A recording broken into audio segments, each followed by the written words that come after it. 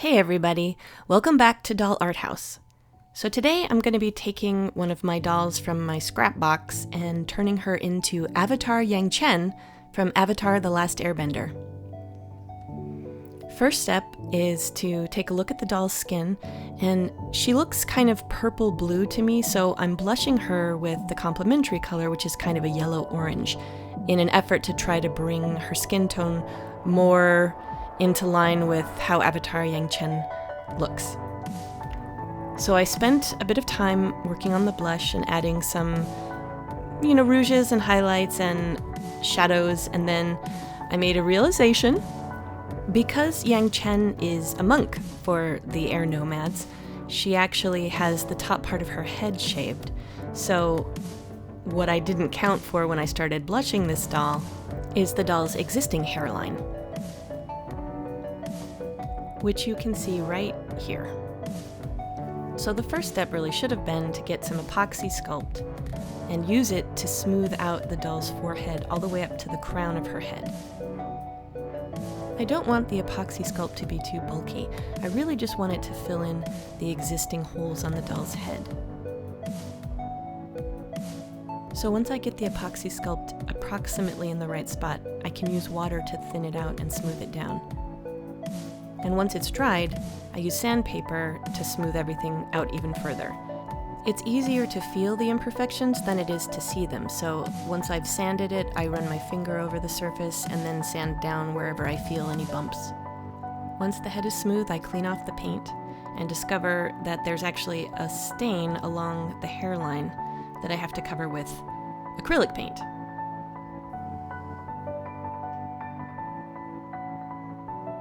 So I do my best to match the color of her skin and essentially create a new base and start the whole blushing process all over again.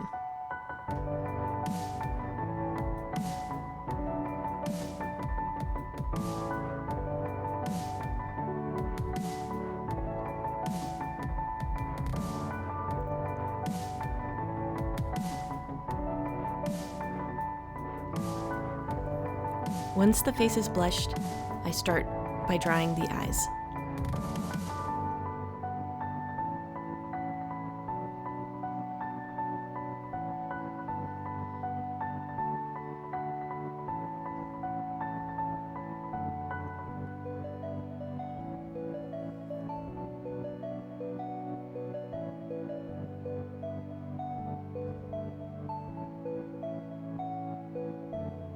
I like to start eyebrows by brushing on some pastels to kind of get the general shape.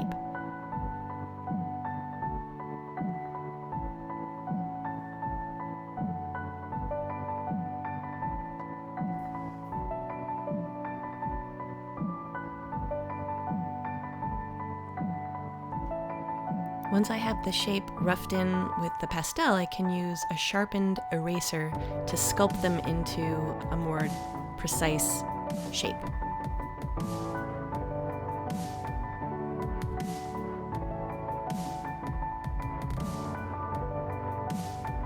Now the doll was starting to look a little bit orange to me, so I decided to pastel over her with a mixture of white and pale blue to kind of knock some of that orange down.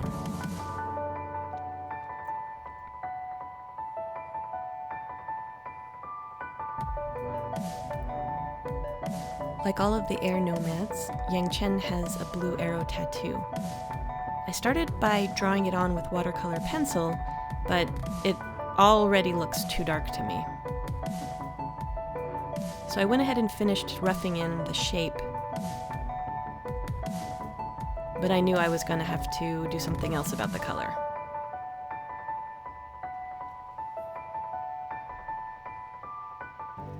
Once I finish outlining the shape of Yangchen's eyes, I decide to paint the whites instead of what I normally do, which is use watercolor pencils. Part of this decision is because her eyes are very small, and I was afraid I wasn't going to be able to get as precise as I needed to with the watercolor pencils. This way, I have a base to work off of for the rest of the eye. We'll see how it works out.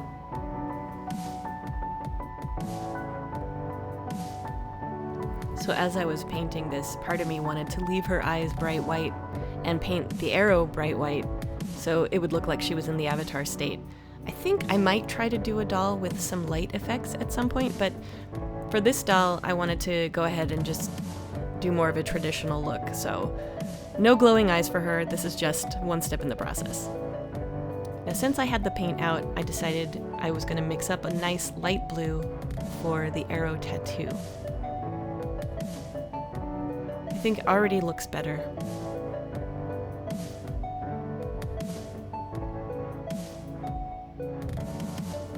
One of the tricks with painting a doll this small is trying to get all those points nice and crisp. I have very small brushes, but it still takes a steady hand. It also helps to turn the doll so I can see how the angles are lining up.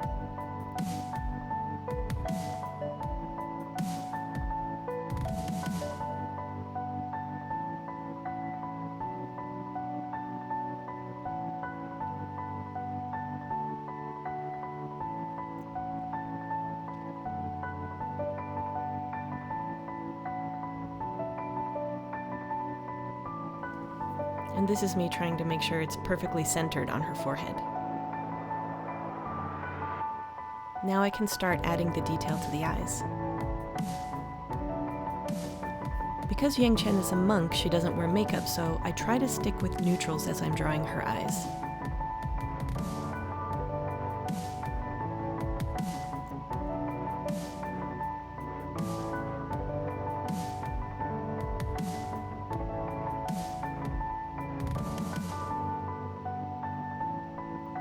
The images that I have of her, it's a little hard to tell what color her eyes are, but I think they're gray. So I worked on building up sort of a dimensional eye with blacks and grays and whites. And I think they came out pretty nice.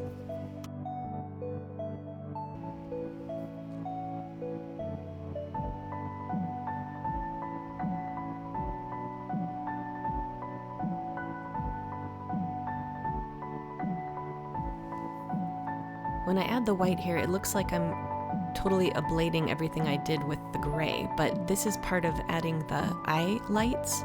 So if a light shines on one side of your eye, it kind of casts a glow through the other side. You've probably seen this in drawings and paintings.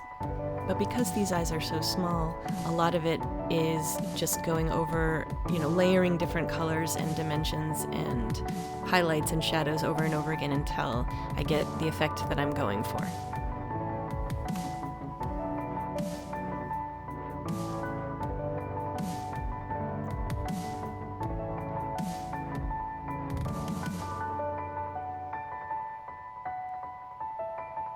The same is true for the eyelids. We're trying to give the appearance that the eye is more dimensional than just a piece of formed plastic. So adding highlights, adding shadows in what would be the crease, all help to make the eye feel more realistic.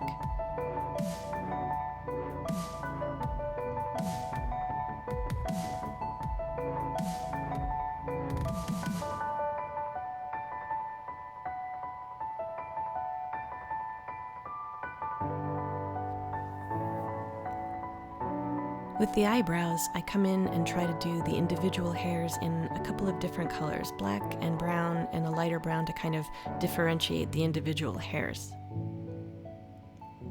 Yangchen has black hair, so I'm giving her dark eyebrows. Instead of drawing the lips on with a watercolor pencil, I actually just use a brush with a little bit of water and run it across the pencil to put some color very gently down over her lips. And then I put her lower lashes on with a black pencil and color in the pupils of her eyes.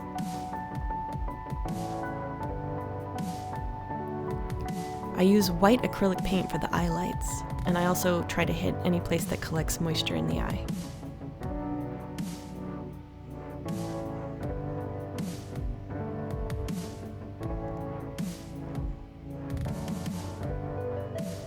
You can see where her hairline is now. It's at the crown of her head instead of her forehead. Speaking of hair, let's get started. I'm using some wefts that I made for a previous doll. I had some left over, so that saves some time.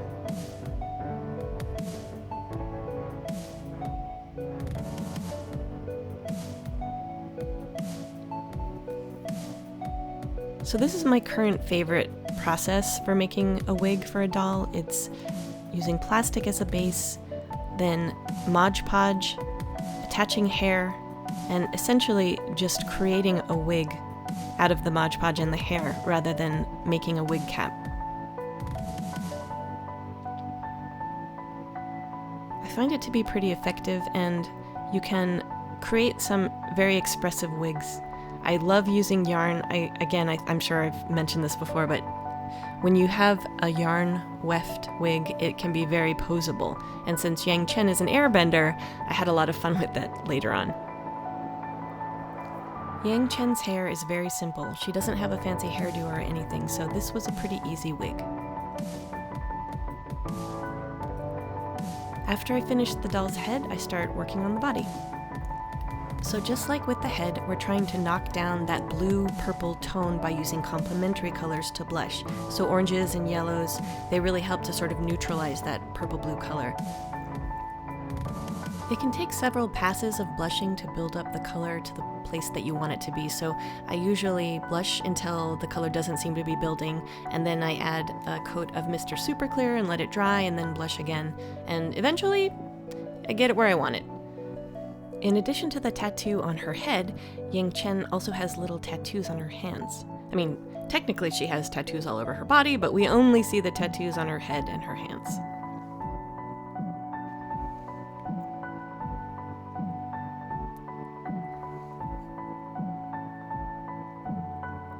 And now that I'm done with her body, I can start working on her costume. So as you can see from my reference image, there's 3 main colors to Yangchen's costume.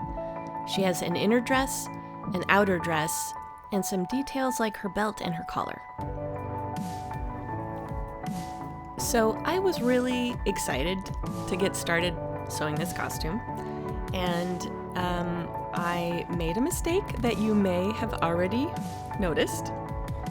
I put the dress together, I got the sleeves working, I figured out the collar, everything was working really, really well. I had to figure out how I was going to attach the collar, a little piece I'd never done that before, and finally get it on the doll, and then I realized I made it out of the wrong color. So we start over.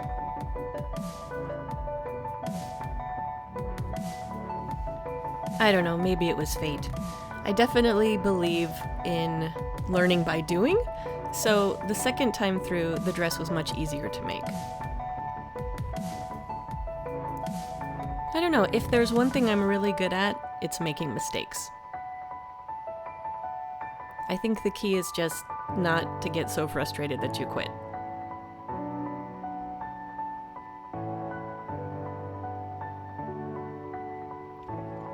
It was easier the second time through to figure out this collar. It has this little V in the middle of it, and it's so small that it was hard to try to, there's no way to sew it, so I figured out some stuff I could do with Fabri-Tac glue, and it ended up looking pretty nice.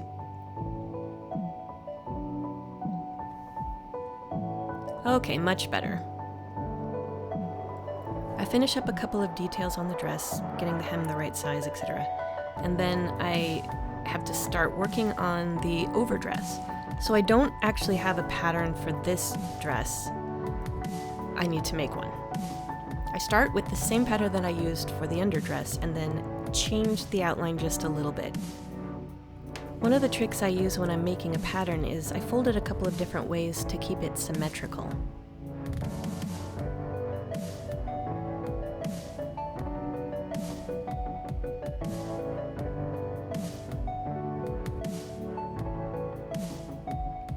Now I know that this pattern is going to have a wider collar, and obviously the sleeves are much different.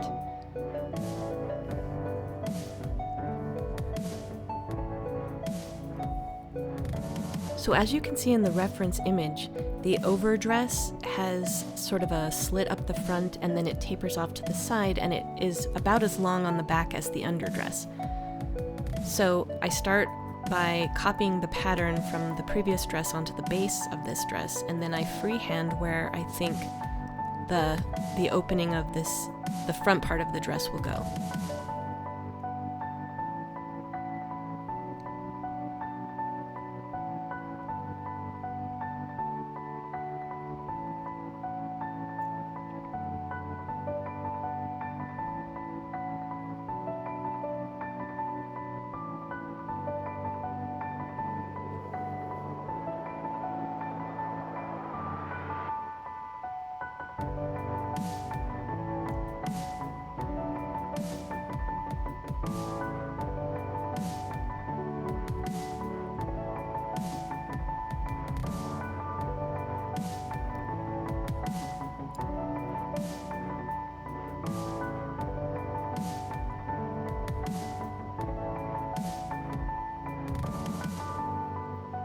So once I've finished the pattern for the dress, I can start working on the pattern for the sleeves.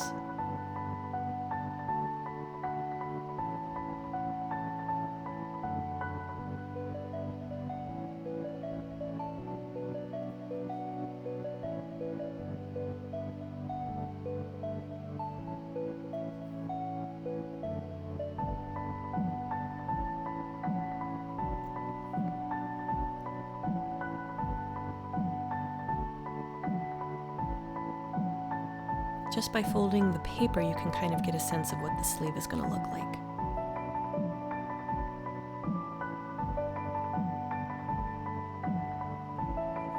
So once I've got all the pieces cut out, I can sew them together. And I usually hand stitch the sleeves on, and once they're attached, I machine stitch the longer seams of the dress. Now this collar is wider than the collar of the underdress, but it's still really small, so instead of trying to stitch it open, I use Fabri-Tac glue, and that leaves you with a nice clean seam.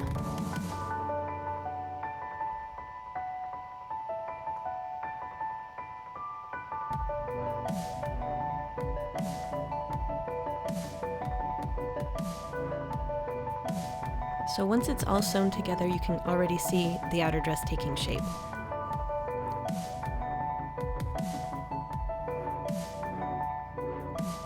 Now I want the sleeves to have a little bit more volume than the pattern piece that I cut out. So as you can see here, I add a roll of fabric as sort of a cuff to expand the volume of the sleeve. Now all that's left is her belt and the collar of the overdress.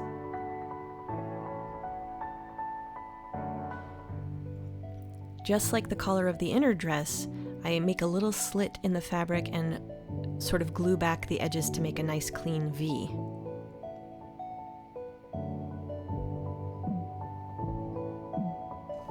And then I use Fabri-Tac glue to attach the collar to the inside of the overdress.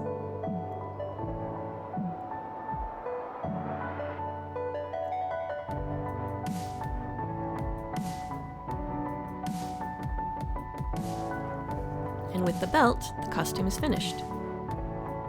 But we still have one very important accessory.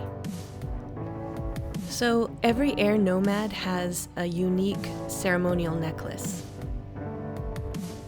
For Yangchen's, I string some tiny wooden beads together, and I have this sort of round bead that I'm using as her centerpiece. I think technically it's supposed to be carved wood, but I'm using epoxy sculpt. When the epoxy sculpt dries, I paint the disc to make it look like wood. As you may have noticed, I don't actually have brown paint, so I just mix up a couple of colors until I get the brown that I'm looking for. While that's drying, I start working on the little red tassels.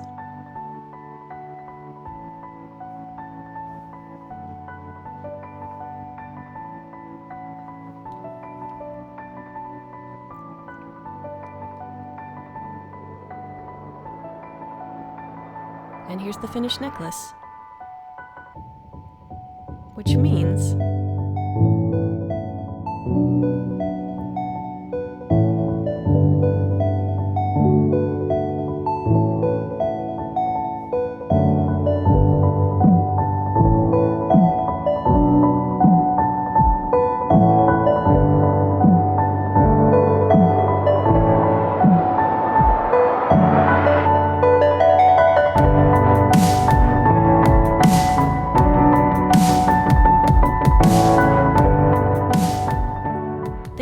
watching, guys.